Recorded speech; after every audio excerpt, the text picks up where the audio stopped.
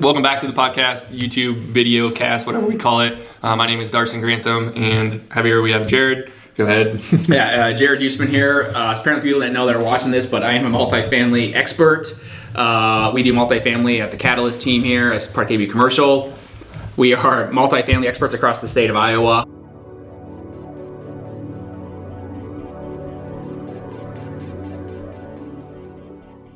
The difference between what Darson, what you do and what I do is that you deal with investors typically in the small multifamily range, which is usually duplexes, triplexes, fourplexes, up to sometimes sixes and conversions, that kind of thing.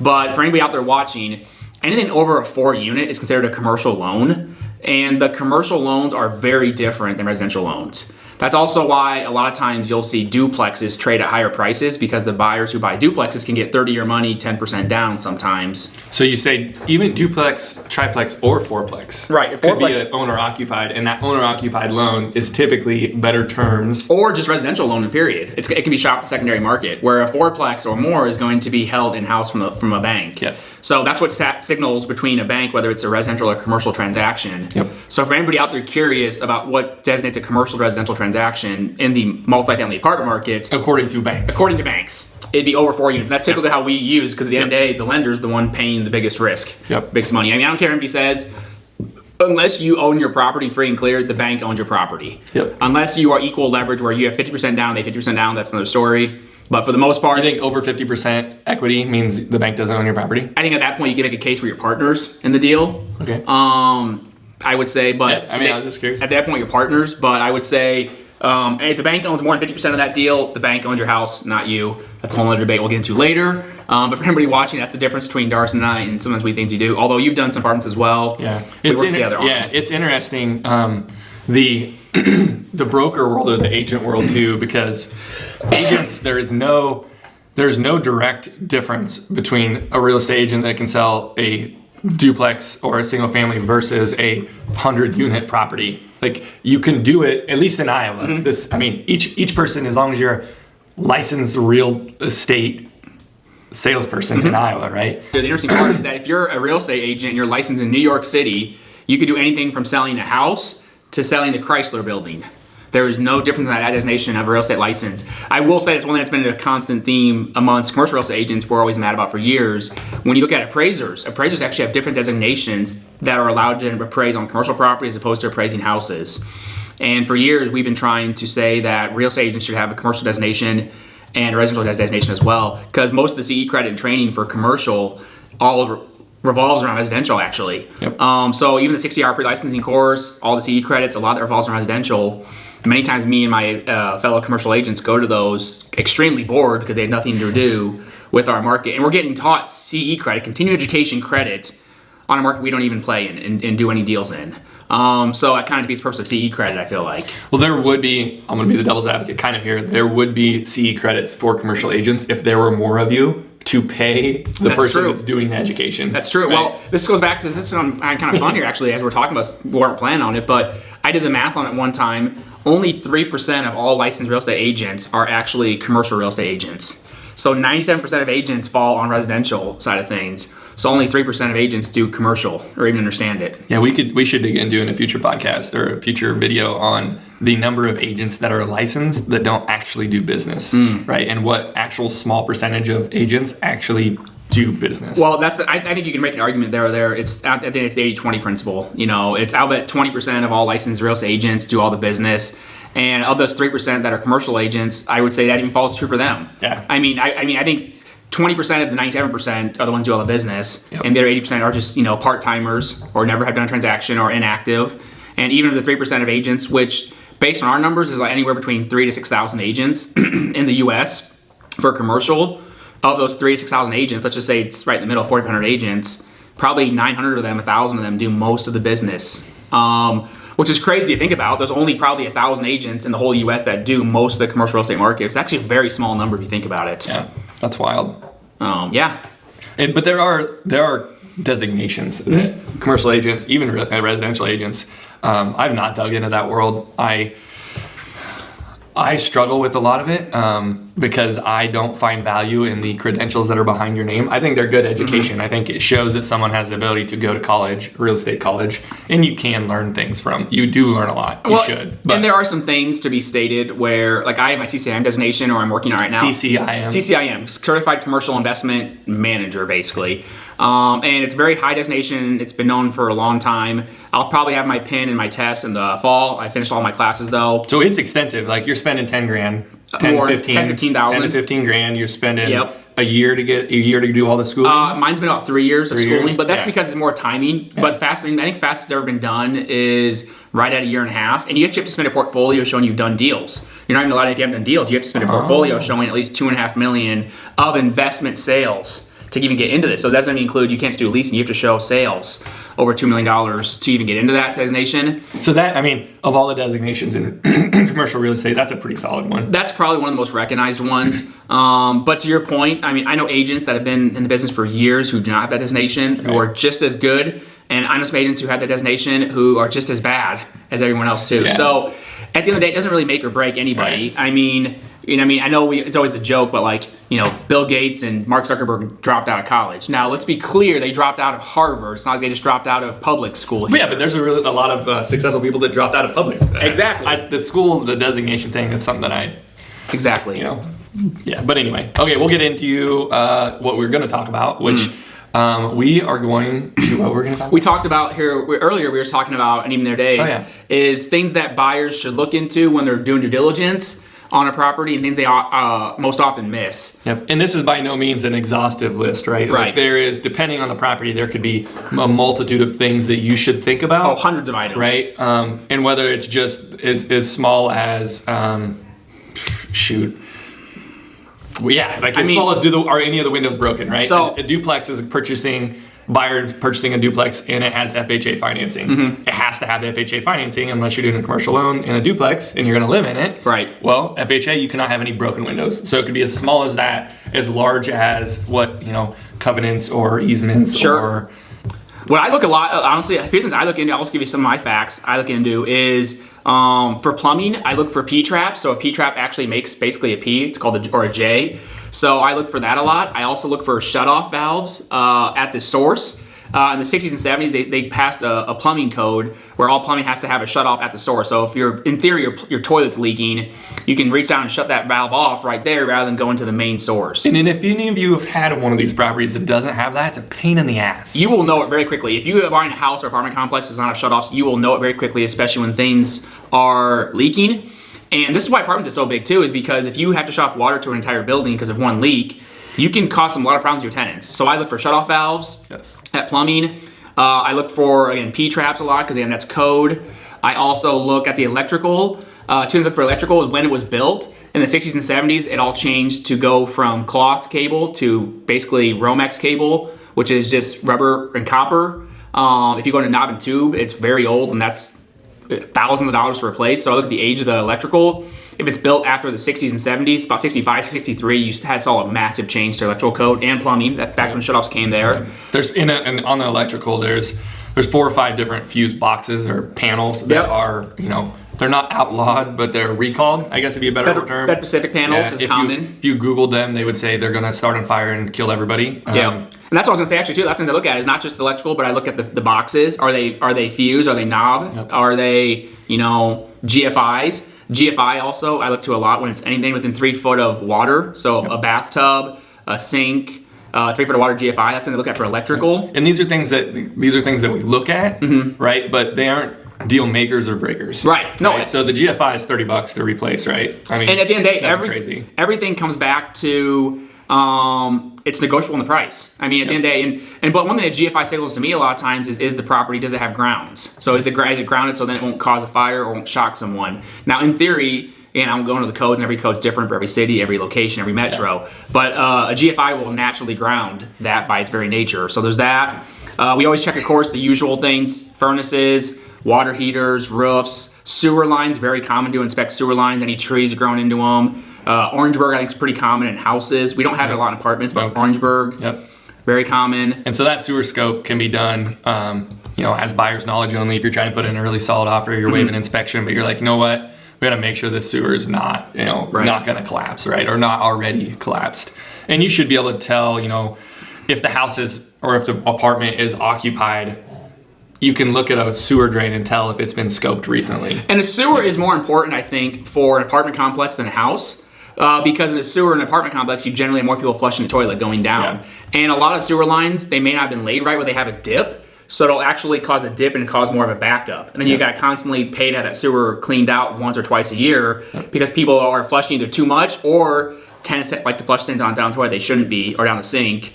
Tampons are very common, quite honestly, they get flushed. So sewer checks are very common to look into. The other thing I look into for inspections is trees. Are trees near the property? Aren't any overhang on the gutters? Trees destroy properties. I don't care what anybody says. They destroy sewer lines. They clog gutters. They destroy foundation walls. They fall. We've had 2 derechos now in 2 years in Iowa here. Yep. So in this same point of that, if you are planting trees near your house, plant them a ways away from the foundation, and make sure you know where the sewer line is, so you're not planting a tree right over the sewer line. A lot of these new construction houses, more on the residential side, people don't pay attention to that. They just planted a couple trees in the front yard, and it's out there. Well, that could be bad in about 20 years. Well, on the same point too, look at what kind of tree you're planting as well. Understand some trees don't get as big as other trees. Like if you're gonna plant a giant oak tree that can grow forever, that's a different story, And one time, my parents, as an investment, bought a house on the hill that had a massive oak tree, and they'd have a crane take it down. Legitimately a crane take it down. I was on a hill, there was no way to get to it, and they had to have a crane come in and shut down the road and take down a tree.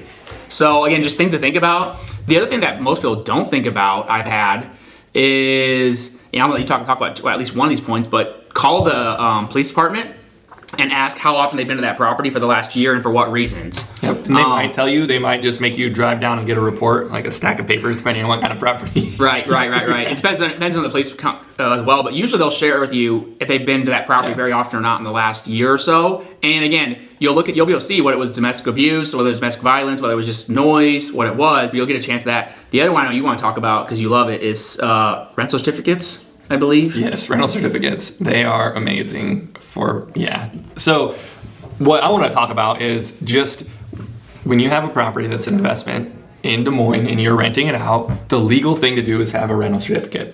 There's a lot of people that rent out properties that don't have a rental certificate. I'm not even going to get into the short-term and medium-term rental world because that's even more chaos. But long-term, you're supposed to have a rental cert. My candid information on that is if you don't have it, I don't really know what the city exactly does aside from telling you need to get one. Oh, I can tell you that. What exactly do they do? Yeah, so if you do not have a rental certificate and you are renting that property out, and it is found out that you are renting that property out, by law, a couple things can happen. One, you have basically 15 days to get that tenant out of there and either make it owner-occupied or it has to be vacant. That's the first thing, though. What are they going to do?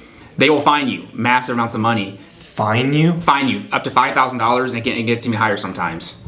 And what the other you can do as well is, and this is where you have to be careful, if you are in a city with a required rental certificate and you are charging rent and you don't have one, all that rent is now liable for lawsuit. Your tenant could sue you because they are paying rent to an unrentable occupancy. Yeah. And so all the rent you've collected on your house, and let's say you had a house rent for 3 years with a rental certificate at $1,000 a month, you just became liable for $36,000. So let's hope. That tenant could sue you. Yeah, let's hope that no tenants are watching this. Right. And we're not going to send this video to any tenants or this podcast. That's crazy. Yeah, that's law. I can see that. The first one, I would like to see what that fine is written. And each city is going to be different. We're kind of talking about city of Des Moines because that's what we deal with. And to be clear, some smaller towns and smaller counties do not have these. I used to own some towns.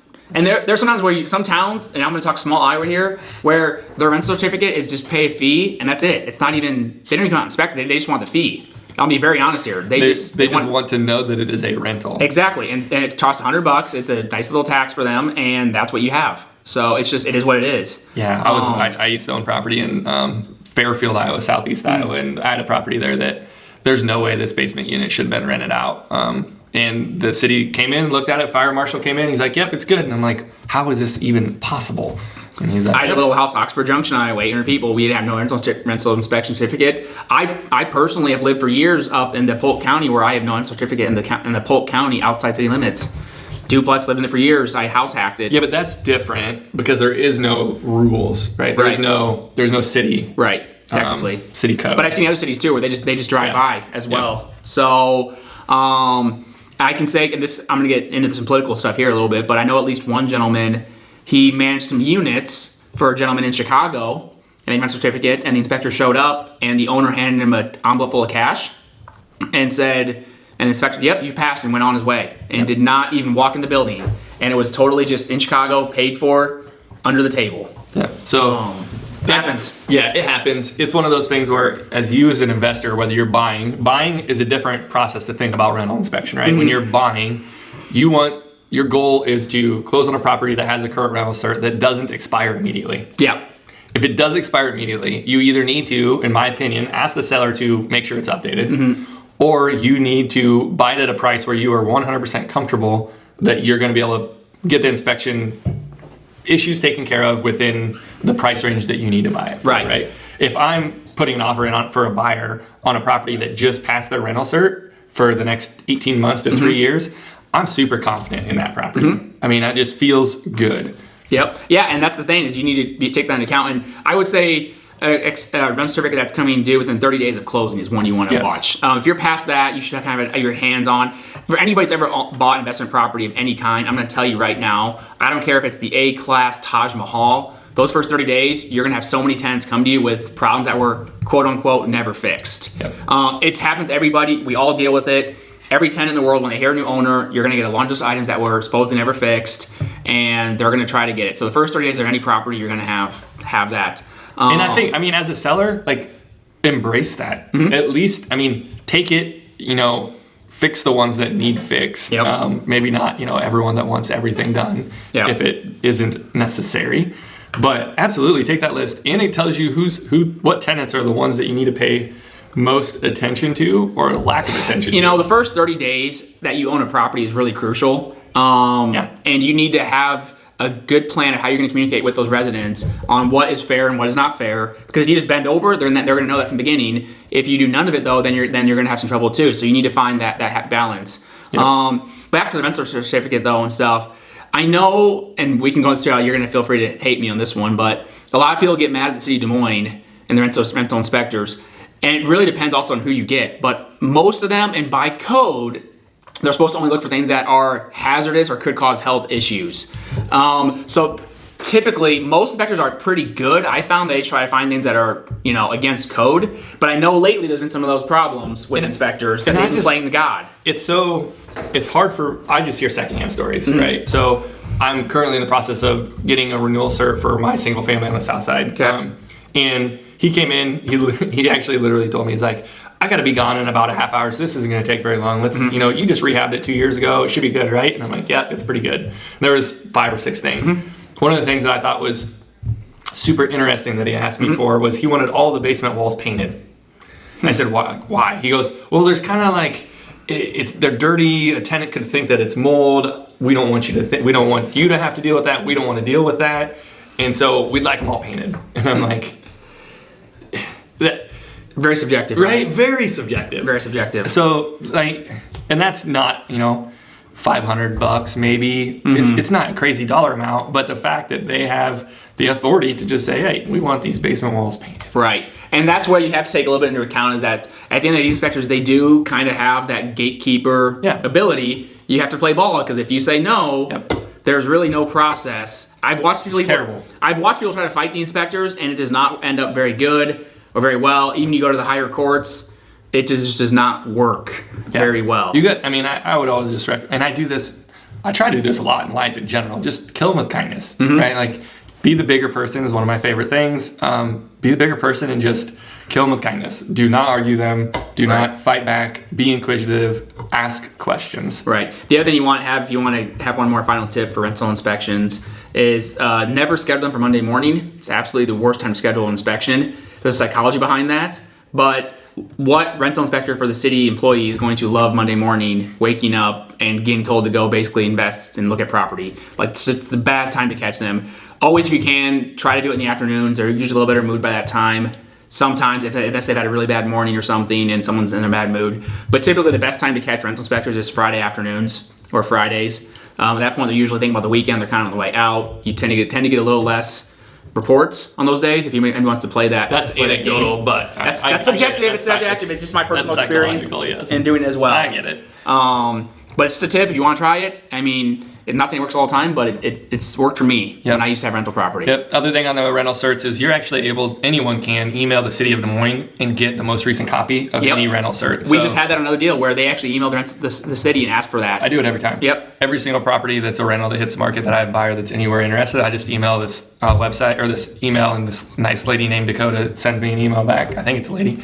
She sends me an email back and says, here it is, or it expires this date, or it has never had an and never had a rental cert. Yep. And I'm like, well, that's a fantastic way to list a rental property with no rental cert ever. The other thing to think about, back to the due diligence items here, most people don't think about it a lot, but you need to keep in mind, look into the local economy and look for major employers as well. And are they growing or are they moving out of? I will say one thing I recommend my clients in their due diligence or in their just general purchasing, if you're looking to buy any apartments or housing for investments in small town Iowa, I generally look for 3 things. This is just me. I tend to look for county seats that have a major employer, and then they have, generally speaking, a hospital of some sort. You say county seats. So county seats. So every county, Polk County, the county seat of Polk County is Des Moines. The county seat of Warren County is Indianola. So where the courthouse is. So wherever the courthouse is. So I've never heard of that. I've never heard it used that. I was like, so look for county seats, because the county seat where the courthouse is, it means jobs, it means federal. It also means it has to, in theory, still be there. So if you're ever going to invest in small towns, look for employers. Big towns, you're not as much work because you have major employers. But in these small towns, look for who's going to be there, because jobs mean people need to live there, which means you need tenants, you need residents, you need housing. Yeah. And again, I look for generally in housing, hospital, courthouse, and then a major employer of some kind. Major employer can be a university, it can be something else as well. But anyway, think about your diligence. What about when you're talking to a seller that's getting ready to list their either whatever in their rental certificate, wherever they're at in it, maybe they haven't renewed it or it expires, right at closing. How do you consult with them on that? Gotta walk the line. And I can answer that too. I mean, my honest advice is always to any seller, and this is just me, is I say, look, how would you want this to be if you were the buyer? And that's all I ask them. And I say, would you be okay with buying a property where it's coming up for rent certificate coming due? And I have a few owners who are like, yeah, absolutely, because I'm buying it so cheap. Or if it sells, say, hey, you know what? They want to sell it cheap, right? Right, exactly. And so I just say to them is, how would you, I mean, it's kind of a little bit of doing as I'd have done to me, I guess. And I've had some sellers who just have flat out said to me, I'll be honest, they're like, hey, we know it's coming up, we're not giving it, we're gonna try to pull a fast one on the buyers. Yep. And I just say, okay, I'm representing you as the seller, you are my client, I have fiduciary responsibility to do that. If they catch it, the buyers do, then good for them. If they don't, that's on them. Yep. It all depends on who I'm representing. But I just typically tell a seller that it's better to do that. And I do say as well, if we can get it and it's brand new, it does help it sell. Yeah, and it's something that will market heavier, right? Like you'll market rental certs. It'll be one of the things that's in the paragraph. Rental certs, right? Just renewed, or Save Des Moines, rental certs. Something that came up yesterday too, and this might be information for you. Anybody that's looking at any kind of government housing, by the way, LIHTC, Low Income Housing Tax Credit, LIHTC, or HAP contracts, or Section 8, they have a score very like that. It's called REAC. It's a REAC score. And the REAC score has A, B, and C, and then scores inside of that. And this ties back in rent certificates. It was in the 90s. I believe, last I checked it, you have anywhere from 3 to 5 years before you have to re-inspect. If it's in the 80s, it's every 2 years. If it's in the 70s, it's every year. So based on your REAC score, it might determine when you actually have your next inspection. For your whatever kind of government-assisted housing. This is government-assisted housing. You can get REAC scores. It's, again, mostly on HAP contracts and low-income housing tax credit projects, but it's called a REAC score. But again, how they score it is when it needs inspected next. So, and the reason I said that's the same thing as City of Des Moines. City of Des Moines, though, that's what I'm saying, is that they'll do an 18-month or they'll do a 36-month. And in theory, 36-month is going to be more thorough. You also pay more money, and then you'll get it for 3 years as opposed to every 18 months. No, you don't get a choice. You don't get a choice? No. Okay. It's up to the inspector. Okay. And it's like a certain number of infractions. If you have like over 8, you automatically get 18 months instead of the 3 years. Really? Okay. So that's that changed? Yeah, it's not. It's that's also subjective from my understanding. Okay. I've even heard of investors who have said that the inspector was trying to get the 8th violation in order to make sure it wasn't doing 36 year or 36 month. I think subjective here. Yep. Hearsay, like not personal experience, but I mean, someone that's very, involved in the investment world and knows his shit, was saying that. So Interesting. I mean, that's where it's you got to figure it out. The other thing I was going to say on that is, talk to your inspectors back to due diligence about any changing codes. We discussed it here, and we've had the fun debate about it. Is there's been talks of them changing the code to make all conversion units have their own HVAC systems. I feel like I'm the only conversion advocate out there. I know, right? And it would totally destroy affordable housing incomes, and it destroy a lot of landlords. It would be devastating. Thousands of units would be done. But again, you need to consider the fact of, especially with COVID here, there was talks of changing the laws to make supposedly the air healthier and tents for not to share the air quality of their units with a shared furnace. Now, a boiler system is usually forced air heat. It's through water, so it's totally different. And boiler systems would not be in place. But again, in your due diligence, you should check with any city inspectors of any changing codes that are either taking place or potentially going to happen, because that could potentially affect your sale. And again, I'm not saying this is going to happen or not, but you need to at least be aware of it. Well, it comes down to when you're walking the property, if you're doing it, your property manager is doing it, or your agent is doing it, one of you three needs to be very versed in the rental certificate rules, right? I mean, that's the same reason why when someone buys a single family home that's not a current rental cert, I look at that sucker way closer than I buy one, than I help. I look at it if it's already got its rental cert. So let's think about this here for a second. How many eyes do you want in that? I'm thinking of myself here, but how many eyes do you want to look at that property or look through that property in your due diligence? Yeah, more, right? But here's what I'm thinking of. So you have a manager of some kind. You have, because they're gonna look at the property for repairs. They're also gonna be able to give you an idea of what it's gonna rent for. Right. So a manager, a lender. Lender's not gonna look at it. Inspector. A lender will look at the property though and still understand some things about it. So I would say manager, lender, inspector, agent, and then yourself. That's 5 people I feel like should be looking at that property. Right. Now, ironically, the lender, you would think, it depends on your lender, but good lenders, you're right. I have some good lenders who absolutely, it's funny, some good lenders I know, they hate A-class properties. Because they've lent on them, they've seen how bad they were built, how cheap they were built, and they prefer B and C class because they will last longer. So a good lender will actually want to at least walk one or two units and see the property. I've never seen any lender walk a property that's 4 units and under. So you're talking commercial. In commercial, we have lenders walk property all the time, but that goes back to, again, because under 4 units, the lender can just package that loan off and sell it to one of the big banks or the big institutions.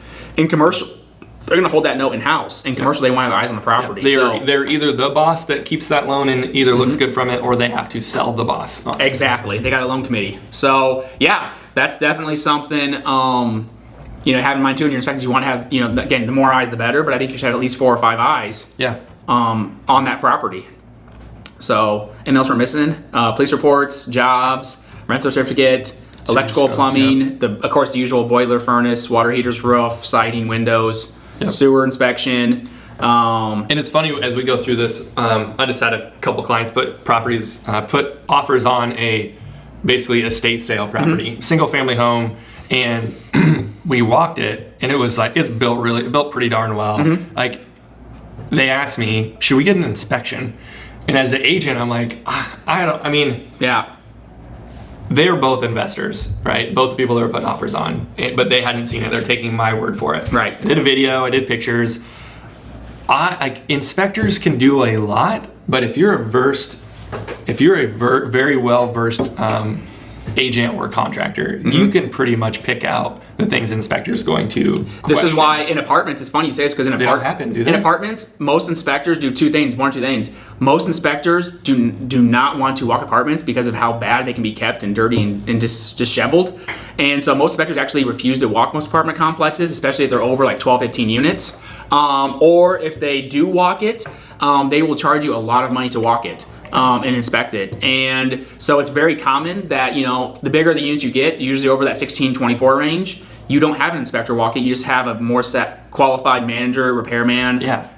Again, lender, agent, walk the property, buyer. Which more eyes on that, Again, more eyes, yeah. But you tend to get less inspectors in the larger arena. The more quirky the property, you should get an inspector, right? So any conversion, I always say, if it's a conversion, get an inspector. Right.